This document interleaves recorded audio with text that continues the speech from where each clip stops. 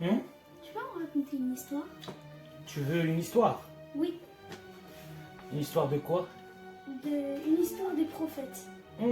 Des prophètes. Moi j'ai cru que tu voulais ces histoires-là, le chevalier de Troie et tout, non? Tu veux pas ça? Non.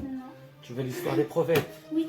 Par ce livre. Oui. Comment le monde il a été créé? Comment? Le monde il a été créé. Comment le monde il a été créé? D'accord.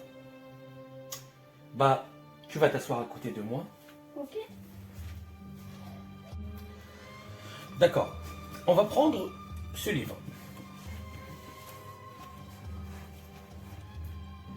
La création du monde et de l'homme. Et l'homme.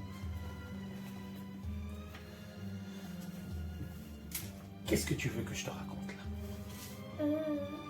Cette histoire que le monde il a été créé et comment par Allah et le premier homme et la première femme.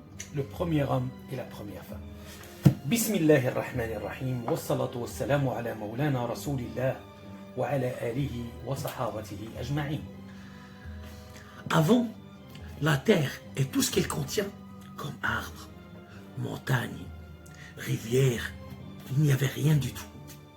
Rien. Voici le début de l'histoire.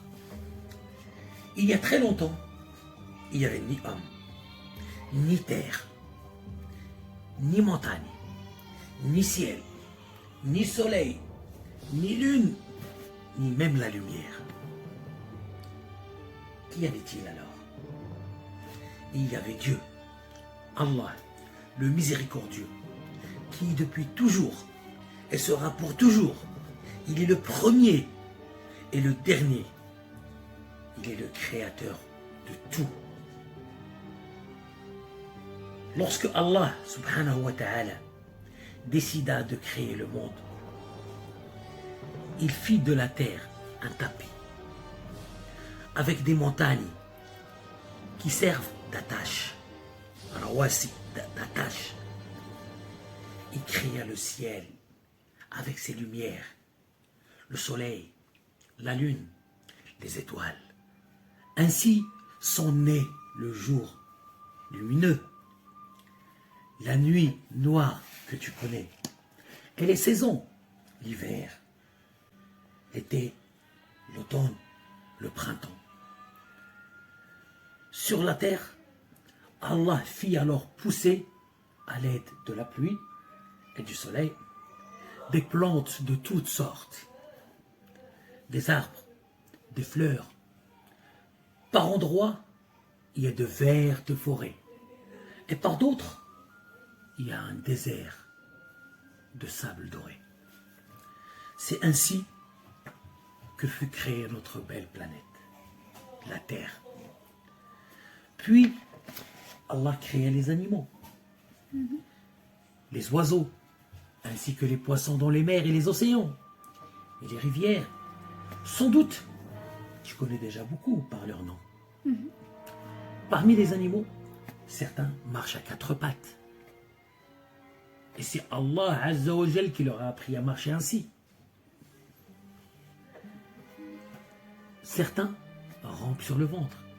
Et c'est Allah qui leur a permis de ramper ainsi. Et d'autres volent. Et c'est Allah qui leur a appris de voler aussi. D'autres encore nagent. Et c'est Allah subhanahu wa ta'ala qui leur a appris à nager. Et ensuite, pour que ce monde soit encore plus beau, Allah créa les anges. Ce sont des êtres de lumière qui répètent toujours des paroles telles que gloire à Dieu, subhanallah, louange à Dieu, alhamdulillah. Les anges obéissent toujours à Allah subhanahu wa ta'ala. Ils le respectent, ils l'adorent en permanence. Ils nous voient, mais nous, on ne les voit pas. Puis, Allah subhanahu wa ta'ala créa un autre peuple qui s'appelle les djinns, des êtres en feu, différents des anges, qui ne sont pas tous bons et gentils, mais il y en a qui sont bons, mais pas tous. Enfin, par amour, Allah créa l'homme. À partir de l'eau, et de la terre. Il l'appelle Adam, alayhi salam. Pour cet homme, il créa une femme, Hawa, Ève. Il leur donna à tous deux, et à toi aussi, beaucoup de bienfaits.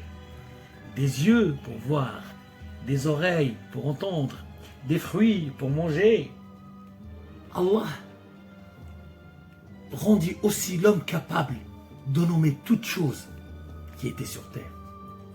Il lui apprit les noms des animaux, ceux des oiseaux, des plantes. Il lui apprit ce qui était la mer, ce qui était la montagne, c'est quoi des fleuves. Par sa parole et son intelligence, l'homme peut ainsi comprendre beaucoup de choses. C'est par cette qualité qu'il est le meilleur de tous les autres créatures. Et c'est pour cela que Dieu demanda aux autres créatures, les anges surtout, et les djinns, de se prosterner devant lui. Pourquoi les djinns? Parce que Iblis était un djinn parmi les anges. Et Allah a ordonné à tout le monde de se prosterner à Adam. Mais si Allah a enseigné à l'homme ce qui le rend supérieur aux autres créatures, celui-ci ne doit pas oublier que c'est son Créateur qui a rendu cela possible et de l'en remercier chaque jour. Toi aussi, quand tu arrives à faire des choses nouvelles ou apprendre quelque chose, pense à remercier Allah en disant Alhamdulillah. En disant Alhamdulillah. Alhamdulillah. Pour Adam et Hawa, Allah créa un jardin merveilleux qui se nomme le paradis. Qui se nomme Le paradis. le paradis. C'est un endroit magnifique où les plus belles choses sont réunies. Adam et Hawa y passèrent des jours paisibles et heureux.